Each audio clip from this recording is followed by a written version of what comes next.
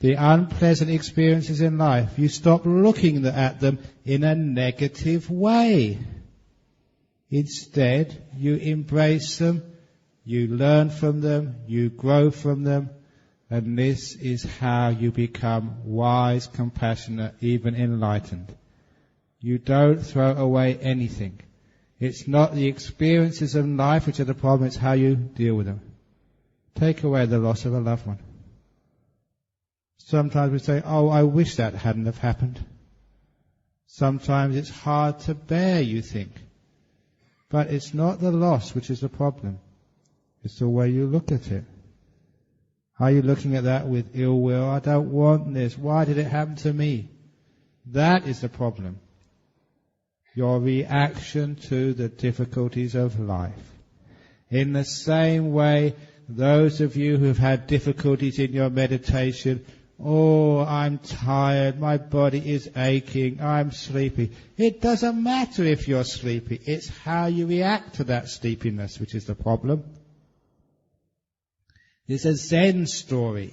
The founder of one of the great traditions of Zen, Rinchi, otherwise known as Rinzai, he was meditating in the Zendo with all the other monks. Now, those meditation retreats were tough. Not like Ajahn Brahm meditation retreats. Because the teacher would come around with this big stick, and if anyone was not sitting absolutely dead straight, they'd whack them on the back with the stick. Have you ever been to any of those retreats? Cowards. When I was young, I went to a retreat like that when I was a student. And in the morning, I was very tired. I was trying my hardest actually to sit up straight, especially when the guy came with the stick. But I was very lucky. I had good karma. Because I wasn't the most sleepy. There was another guy who beat me just by a little bit. He was the most sleepy, and he was sitting next to me, so he got hit first. And as soon as he got hit and I heard the sound, I was fully awake. It really wakes you up to hearing somebody else being hit.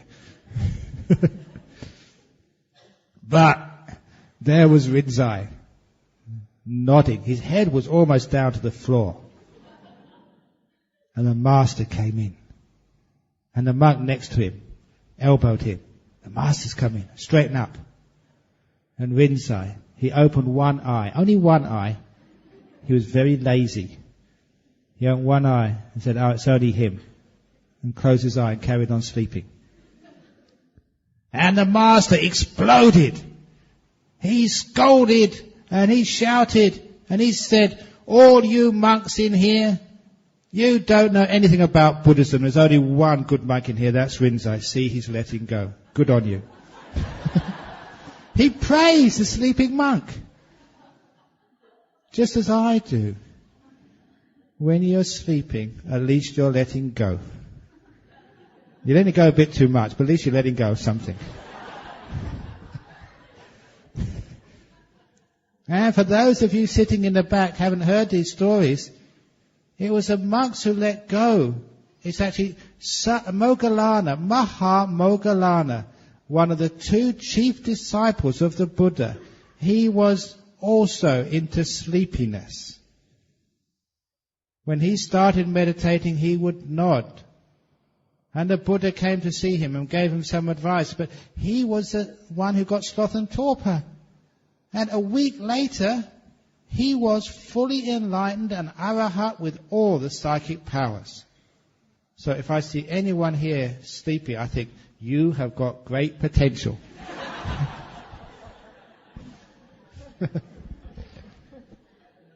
It's not the sleepiness which is the problem, it's how we react to it. Sometimes you are embarrassed about being sleepy. You are so proud that you wouldn't dare falling asleep and snoring in front of everybody. That's why if you've got the guts to do that, at least I know that your ego is very small and you're very close to understanding anatta.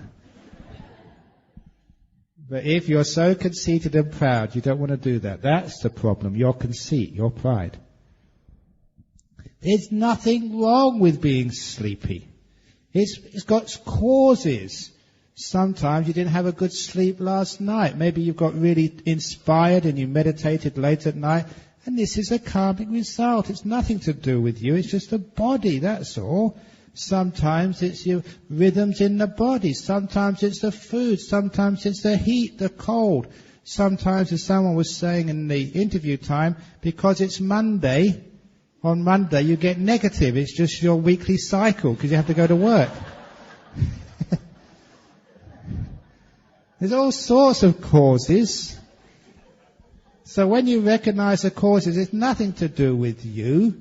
So leave it alone. Just be mindful of being sleepy and let it go.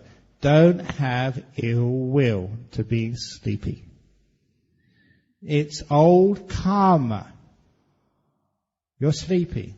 Now what karma are you doing now about your sleepiness? If you're fighting it with ill will, then of course it's bad karma for the future. Of course, that's not going to work. If you're sleepy, you have to be at peace with that sleepiness. Let it go. Be at ease with it. It's not me being sleepy, it's just the mind, cause and effect, that's all. So don't fight. The way we look at life is to make peace with things. I know this through bitter experience. I too was a nodder when I was a young monk. I used to have a lot of trouble fighting my sleepiness. Now looking back at it, it was obvious why I was sleepy. The food I ate in northeast Thailand was just so poor. You were thin, you didn't have enough energy. You had to get up really early in the morning. There was no air cons in those days. You used to sit in the hot jungles. It was humid. Mosquitoes were biting you. It was so unpleasant. I wasn't used to that. No wonder I was sleepy. But I tried to fight it. I tried all sorts of things. One thing which I did was actually get a matchbox, take off the lid and put the matchbox on top of your head. So that if you start nodding, the matchbox falls off and everyone hears it. It worked, sort of, because after a while I could sit there and the matchbox never fell off. And I thought, aha, I beat my sleepiness. Until somebody came up, one of the other monks said, Ajahn Brahm, I want to talk to you about something. I open my eyes, I see why that matchbox hasn't fallen off. You're still sleepy, but when you start nodding, now you start nodding like this.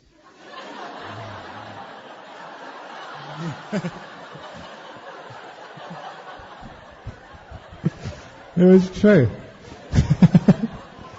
It's so hard. And when you did fight and you got through the sleepiness, the next thing which happened, you're always restless.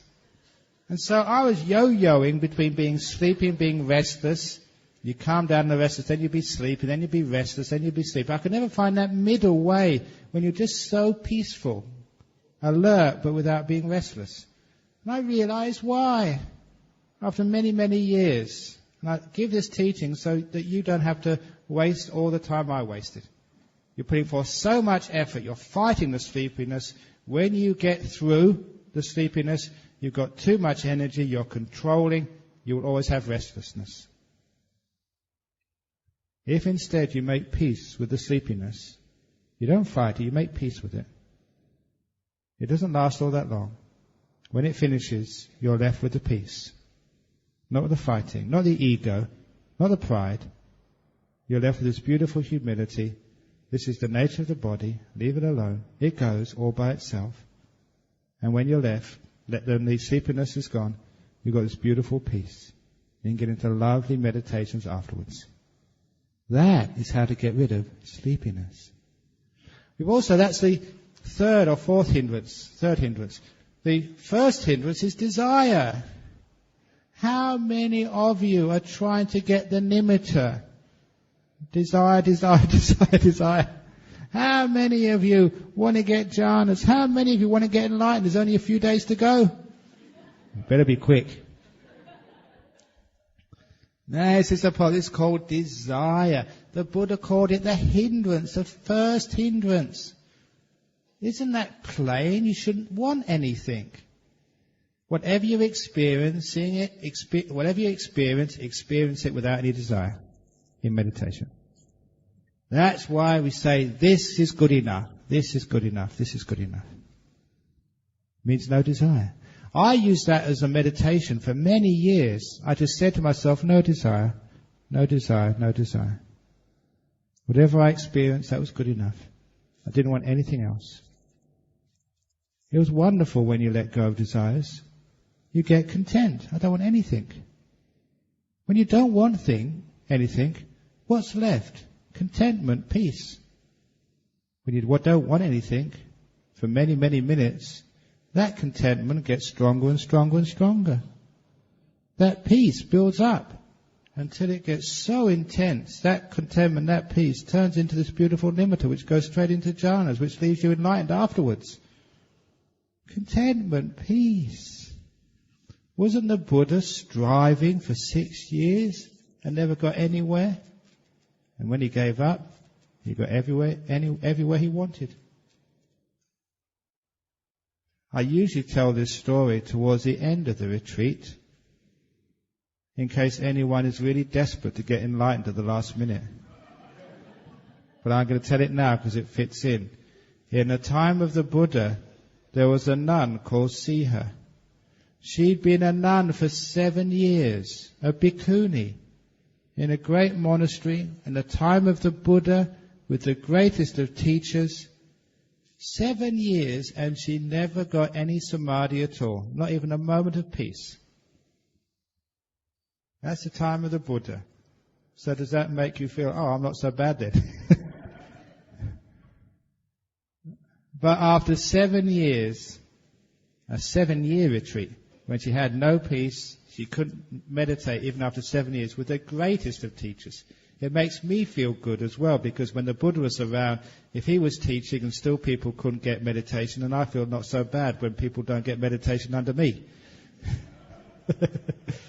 But in the end, she got desperate. She had no peace in her monastic life. She didn't want to disrobe and go back to the world. So there was only one alternative. She took a length of rope. She went into the forest. She climbed a tree. She tied one end of the rope onto the tree, the other around her neck. She was just about to jump off when she became enlightened. That was a close thing. I don't recommend it to you. But the point is, why did that happen? Because when she was about to jump off, she was really letting go. She wasn't trying anymore. She wasn't trying to become peaceful. She gave up. She gave in. She surrendered. She let go. Her ego, herself, disappeared. And she got peaceful and still so quickly, just in time. Phew, that was a close one. And the same thing happened to Ananda, the Buddha's chief disciple, chief attendant. He was with the Buddha for about 20 years as his attendant. It's only the last 20 years he was the attendant. Earlier, before that, there was other attendants. Or 25 years, however, it was a long time. He'd listened to all these amazing teachings. He'd been sitting next to the Buddha and people coming up, becoming stream winners, once returners, non-returners, arahats. There comes some more people becoming enlightened. Imagine what it was like sitting next to the Buddha for all that time and he hadn't got anything. He'd been a stream winner, but no more than that. And then the Buddha died. And he thought, oh my goodness, if I can't get enlightened when the Buddha's alive, what hope is there for me now? But a few months later, the monks decided to have a council to get all of the best monks together so they can get all the teachings in one place, record them all for posterity. It was called the First Council. So they decided to invite 500 monks. 499 were fully enlightened, arahats, perfect ones. And the odd one out was Ananda. Imagine that was you. Imagine it was the last day of the retreat, and I made the announcement that of the 120 people or whatever is in this retreat, everyone was fully enlightened except for you. How would you feel? Oh, that hurts. And that's what Ananda felt. Tomorrow he was going to have a meeting with 499 arahats and he wasn't. So this was it. He was going to meditate all night. Give it everything he got. Enlightenment or bust.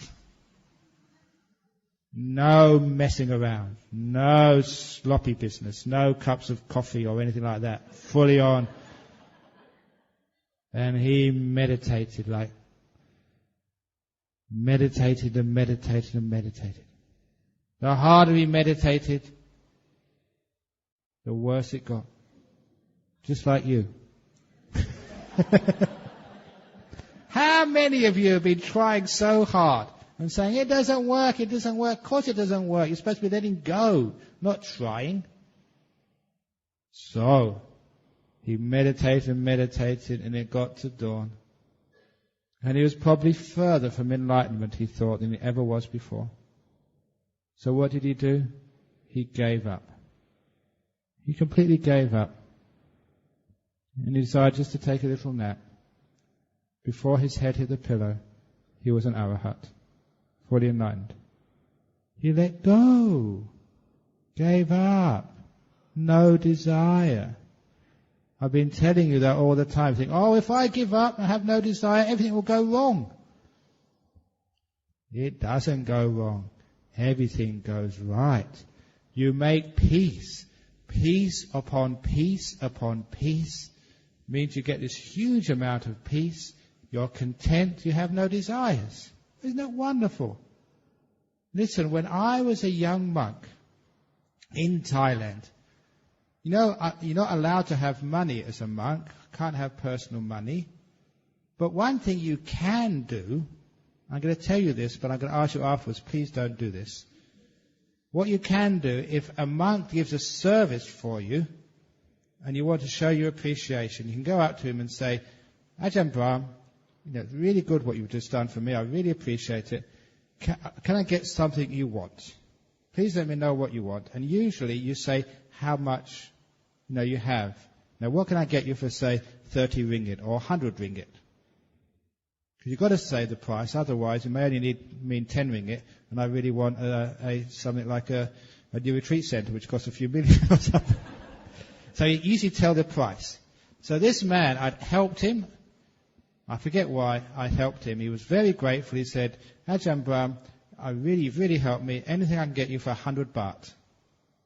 Which is quite a bit of money. I think it's about $3 now, but in those days it was worth a lot of money. So he said, what can I get you for 100 baht? Now, I was very content before he asked me that. And actually, I couldn't think of anything I needed. And he was in a bit of a hurry, as people usually are. So I said, look, I can't really think at the moment. Can you come back tomorrow? And he was going to come back tomorrow anyway. And I said, I'll tell you then what I want for 100 baht. And I said, okay, fine.